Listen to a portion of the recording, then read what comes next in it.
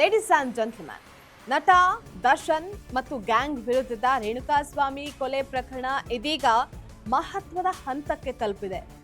ಸಾಕಷ್ಟು ಚರ್ಚೆ, ಕಾನೂನು ಹೋರಾಟ ಮತ್ತು ಜಾಮೀನು ಬೆಳವಣಿಗೆಗಳ ಬಳಿಕ ಈಗ ಟ್ರಯಲ್ ಪ್ರಕ್ರಿಯೆ ಅಧಿಕೃತವಾಗಿ ಆರಂಭ ಆಗ್ತಾ ಇದೆ. ಸುಪ್ರೀಂ ಕೋರ್ಟ್ ನಿರ್ದೇಶನದ ಮೇರೆಗೆ ಪ್ರತಿದಿನ ವಿಚಾರಣೆಯನ್ನು ನಡೆಸೋದಕ್ಕೆ ಸಿದ್ಧತೆ ನಡೀತಾ ಇದ್ವು.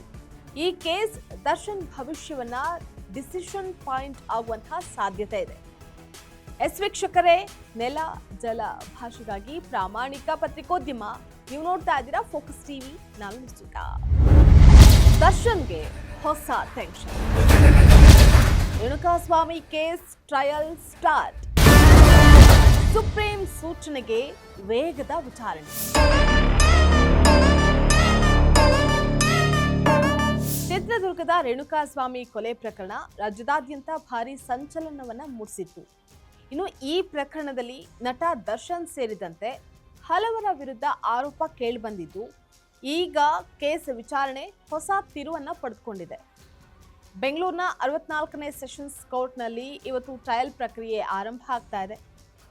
ಈಗಾಗಲೇ ಸುಪ್ರೀಂ ಕೋರ್ಟ್ ಪ್ರತಿದಿನ ವಿಚಾರಣೆಯನ್ನು ನಡೆಸುವಂತೆ ಸೂಚನೆ ನೀಡಿರುವಂತಹ ಹಿನ್ನೆಲೆಯಲ್ಲಿ ಪ್ರಕರಣದ ವಿಚಾರಣೆ ವೇಗ ಪಡೆಯುವಂತಹ ಸಾಧ್ಯತೆ ಹೆಚ್ಚಾಗಿದೆ.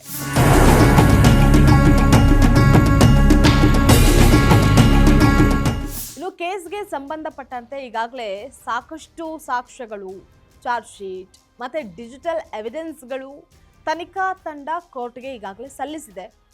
ವಿಚಾರಣೆಯ ಪ್ರಕ್ರಿಯೆ ವೇಗವಾಗಿ ಸಾಗಿದ್ರೆ ಮುಂದಿನ ದಿನಗಳಲ್ಲಿ ಸಾಕ್ಷಿಗಳ ವಿಚಾರಣೆ, ಕ್ರಾಸ್ ಎಕ್ಸಾಮಿನೇಷನ್ ಮತ್ತೆ ಪ್ರಮುಖ ದಾಖಲಾತಿಗಳ ಪರಿಶೀಲನೆ ನಡೆಯುತ್ತೆ. ವಾರದಲ್ಲಿ 4 ದಿನ ವಿಚಾರಣೆ ನಡೆಸುವಂತಹ ಸಾಧ್ಯತೆಯೂ ಇದೆ ಅಂತ ಹೇಳಲಾಗ್ತಾ ಇದೆ. ಇನ್ನು ಇದೇ ಕಾರಣಕ್ಕೆ ದರ್ಶನ್ ಕಡೆಯ ಲೀಗಲ್ ಟೀಮ್ ಕೂಡ ಸ್ಟ್ರಾಟಜಿಯನ್ನ ಬದಲಾಯಿಸ್ತಾ ಇದೆ.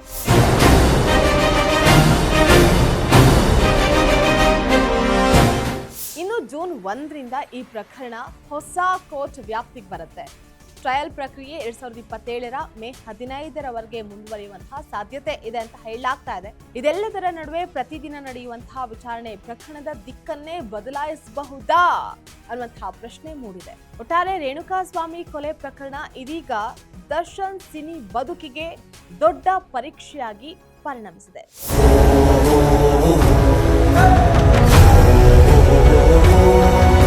ಇದಾಗಿತ್ತು ಈ ಕ್ಷಣದ ಅಪ್ಡೇಟ್. ನೆಲ ಜಲ ಭಾಷೆಗಾಗಿ ನೋಡ್ತಾ ಇರಿ ಫೋಕಸ್ ಟಿವಿ.